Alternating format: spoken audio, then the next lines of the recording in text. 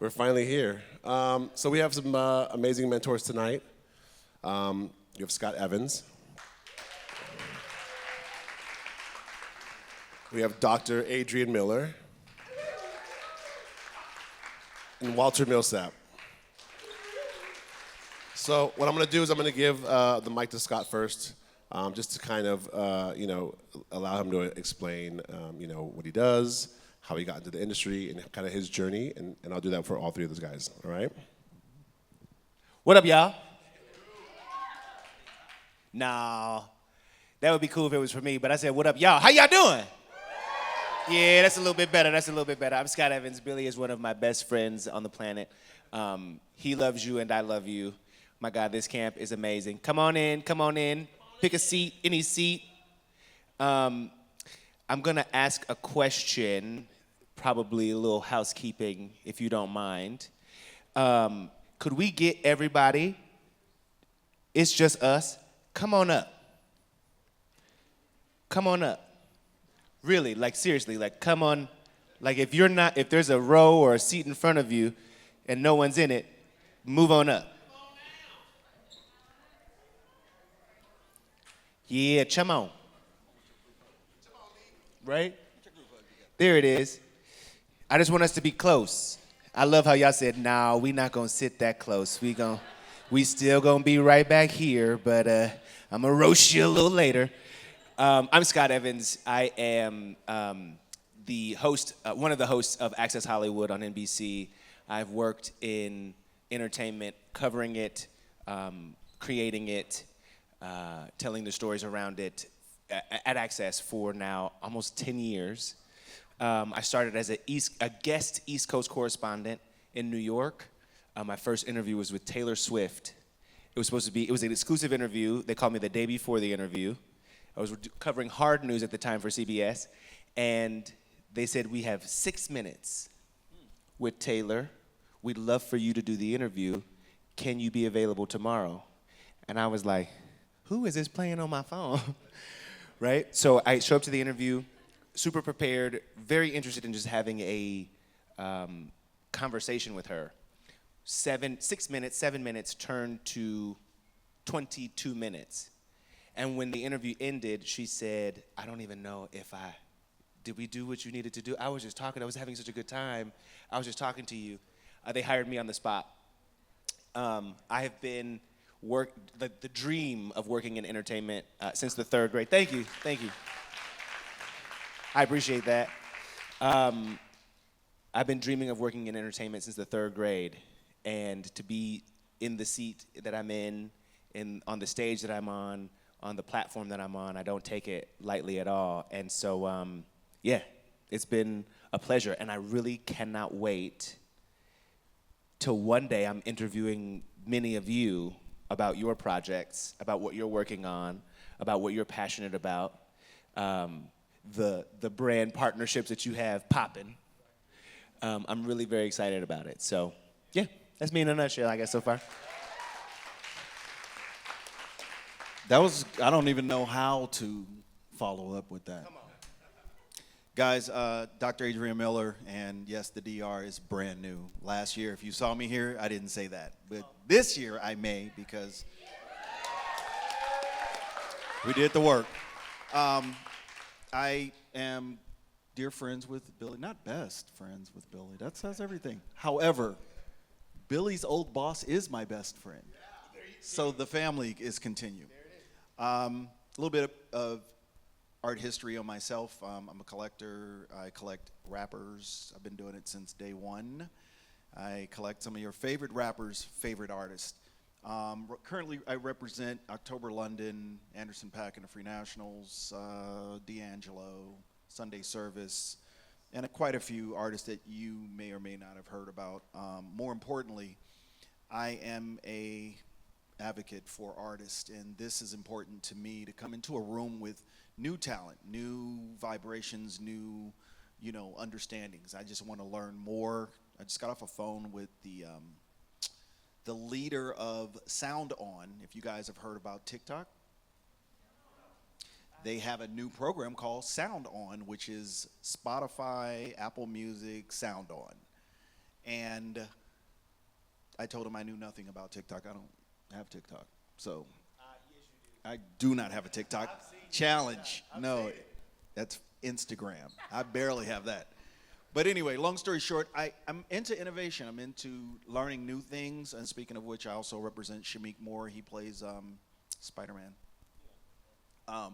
But what I really do is take the time out to try to find the next wave of those artists. And hope you are him or her, them or they. Thanks. Let's give him a round of applause. Hi, everyone. My name is Walter Millsap. I have been in the music business for about 26 years. I'm, without dating myself, I signed a publishing deal back in 1996, and I was too young to sign, so I had to have court approval because I was under the age of 18. And a gentleman by the name of John Platt, who's the current CEO of Sony Music Publishing, signed me, and my career took off from there. So I went on to work with the likes of Beyonce, Alicia Keys, Jennifer Lopez, Lady Gaga, and I started. I had a kid, the youngest signing in Def Jam's history. He was 11 years old, by the name of Mike Little. He had a song called Put It in a Letter that was written by Neo. Well, Neo wrote half of the entire album.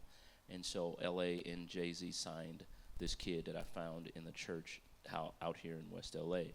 And a couple of years later, I decided to put together a kid group by the name of Mindless Behavior. And so they were signed to me. I developed those kids, and we had a good run.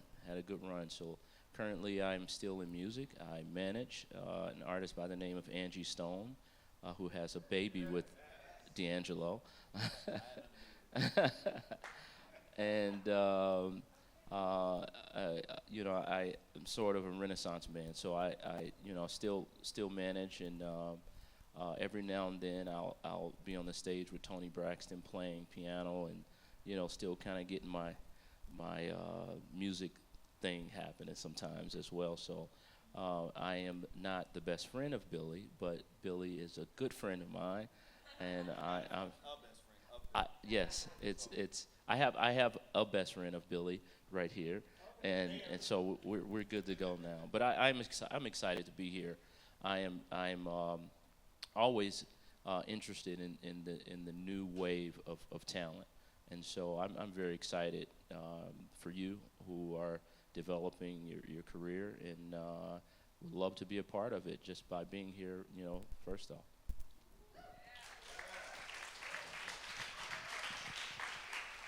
These guys are very humble. I know all three of them, and they're legends. So give it up again for our mentors tonight. I want to open up the floor to questions, because I know that you guys had a lot of questions. I know that we probably have about 15 minutes, so I want to open up the floor to whatever questions you guys have about music or your careers or anything, whatever you guys have. Anybody? Don't be scared. Who's scared? It's because I asked y'all to move up. See, you guys are scared of Scott? Is that what it is? I got a question. So, Adrian, you come from an A&R background. No, I say Adrian.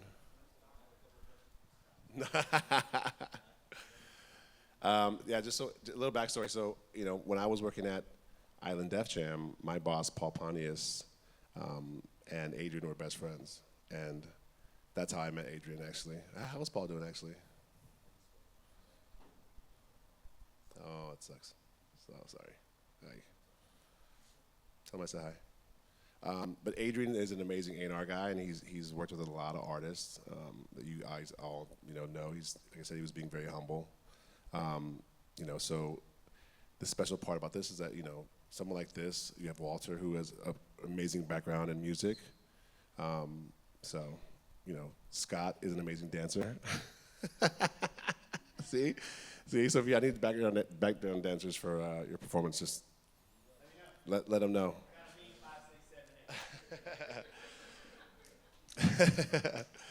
Adrian, when you look for artists, what do you look for? Like, what are the things that stand out for you in regards to like, artists that you may want to work with?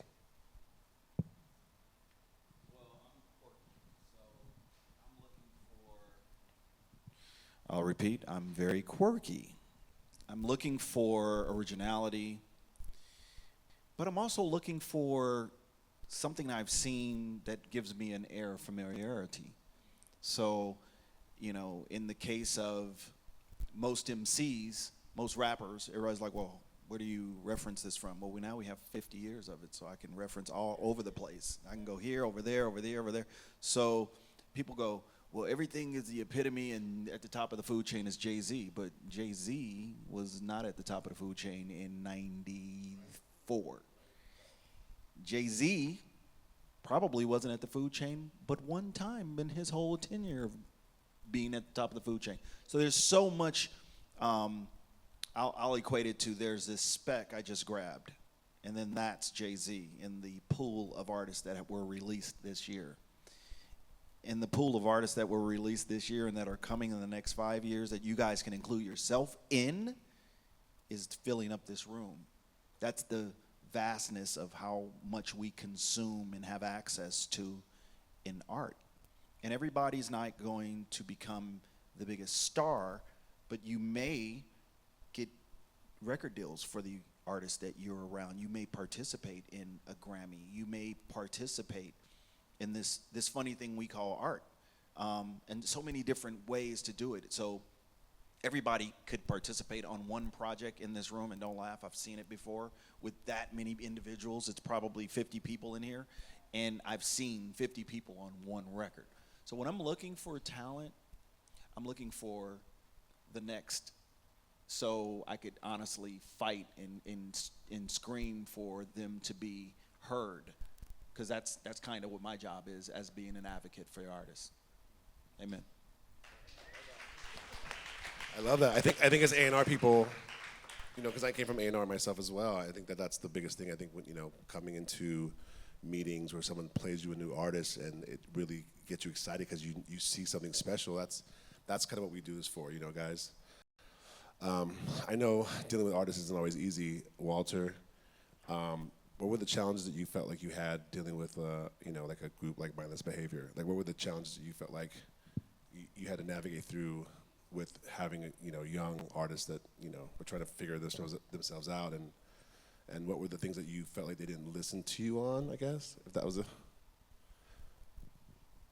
Well, I think the most difficult thing is being a part of an artist sort of journey and trying to help them navigate through a wilderness they've never been in, and trying to keep them from falling in certain pitfalls, making certain mistakes that you may know about that they may know nothing about, and so for many artists, I've tried to give them as much knowledge as I can from the history of the business, the history of the different labels, the history of basically how the music business operate, and just in hopes of them, being able to retain, to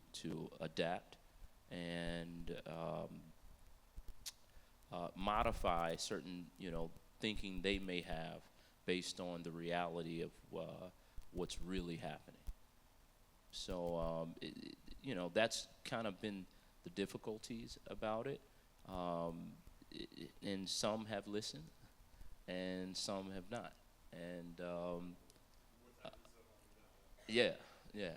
So that will be probably the kind of gray area, difficult parts of being a part of new artists. I have a question for both of you. You've been in the music industry for, do you mind? Okay. You've been in the music industry, and you've seen not only the creation of music change, the delivery of music change, the consumption of music change, the medium itself that we purchase or don't purchase change. So you've seen this like great distance of what the music industry has been or was and is now. What would you say is the thing that most new artists don't know that they need to know in order to be successful, in order to reach success? Not fame, but like success in this business, seeing all the changes you've seen. Work will always outsource talent. I don't care how talented you are, that one person working twice as hard as you is going to beat you before you don't. You know what I mean? So With your talent. with your talent. Yeah, so that I just think that the hardest working person in the room is always going to be the working person that I want to work with. The talented person, I do like talent, but it's almost like your entitlement card goes with it. Your ego goes with it. Your id is all over it. Unfortunately, your work ethic doesn't always show up with it. So I need you to show up with your work. And then we can get to what's your talent again? Because like I said, it's so many people with talent, not a lot of people with a work ethic.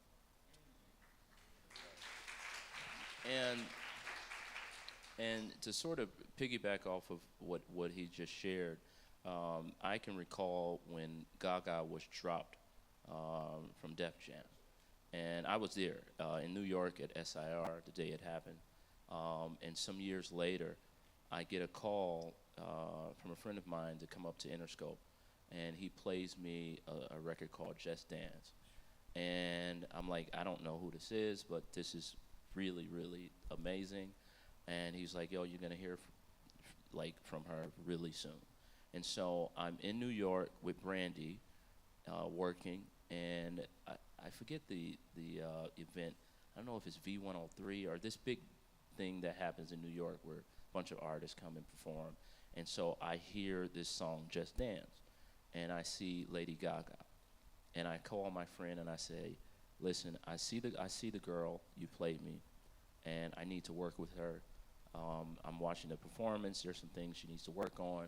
I want to help her. He says, listen, when you get back to LA, let's set up a meeting. So she and I meet at Record Plant, and I tell her, I sort of give her my 2 cents on what I saw, what she can work on, and I was with her for 2.5 years from the beginning of her career, when she didn't know what an in-ear was or what to ask a monitor tech. And so she and I toured the world, literally, and I would tell her, I've been around everyone. I may not have seen anyone work as hard as her. Like she went to the point where she got ill, and she was such a student of the game. She understood the past, and we would be on the tour bus, driving from Munich to Frankfurt to Stuttgart, all over the world, and we would just be talking music, just the history of music, and just to, sit down with her, and for her to share her knowledge of following the transitions of music and the music genres was just really, really impressive, and for me, going from 2-inch to ADATs to D838s to Fruity Loops to Ableton to and all of these different things over the years. I think for me, it's always been important to just be very open to what change is. There's no, and I would be in Virginia and I would tell Teddy Riley. Like New Jack that's who you are, but I'm just afraid that you will always be boxed into New Jack.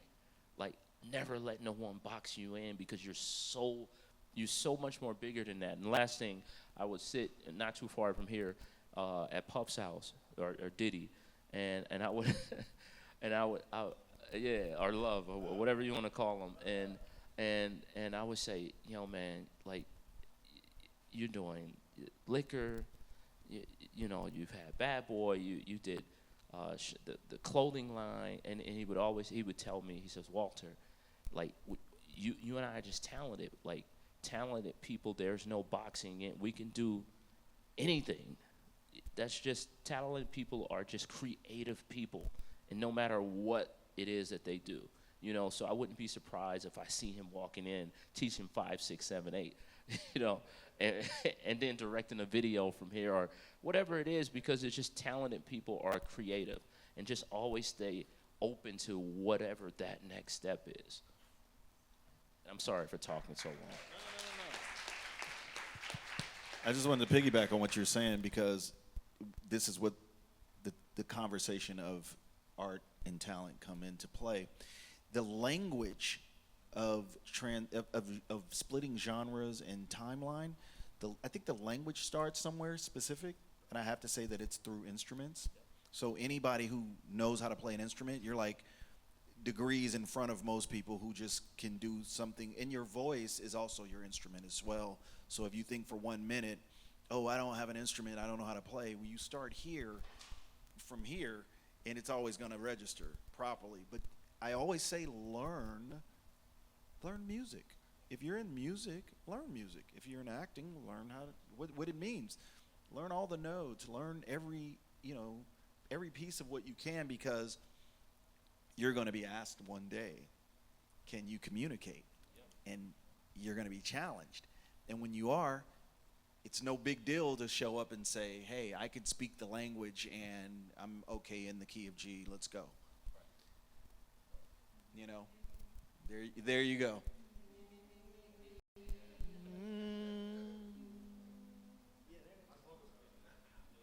So anyway, I don't know if that answered everything, and so we can go now. Thank you. Praise the Lord.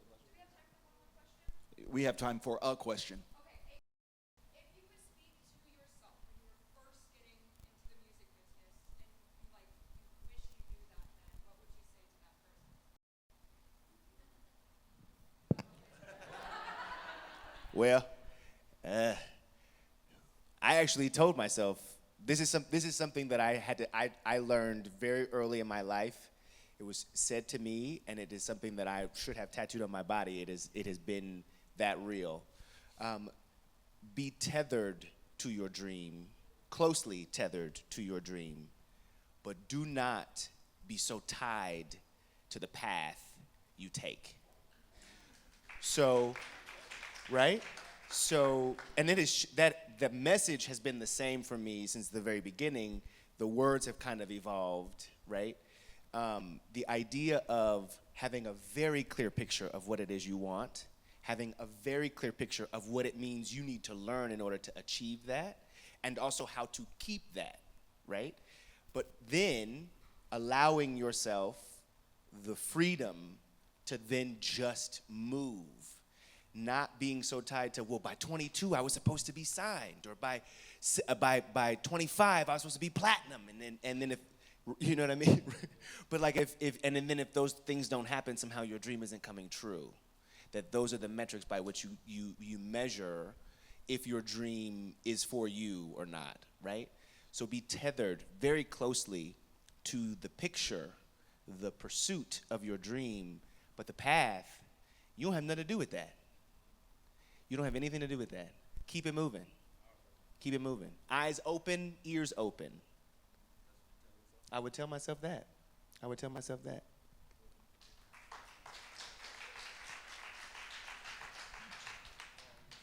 Well, at a young age, I, unlike many of my peers at the time, I had a drive that was unlike anything else. Like I signed a publishing deal. Seriously, I signed a publishing deal, and I didn't own any equipment. You know, I didn't own any. I'll say that again. I signed a publishing deal, and I didn't own any equipment. I would go to Guitar Center, do tracks on a keyboard, save them to floppy disk, put them in my backpack, go to a friend's house, mix it at his house, put it on a DAT, take the money I was making at church and go do demos at Paramount Studio, where the studio cost was $20 an hour. And I did a publishing deal without any equipment at all. And so, you know, whatever your dream is, it's a very different time for this generation because, you know, social media, without even thinking, puts you in the mindset of coveting or having this sort of covetousness approach, wanting what everyone else has or sort of putting your reality against someone's highlight reel, you know, because you see this perfection on the social media, and you start thinking about your reality, how you're trying, you know, but what behind that highlight reel is like some tireless hours of grind and grind and grind, and you know, stay off social media but stay on it.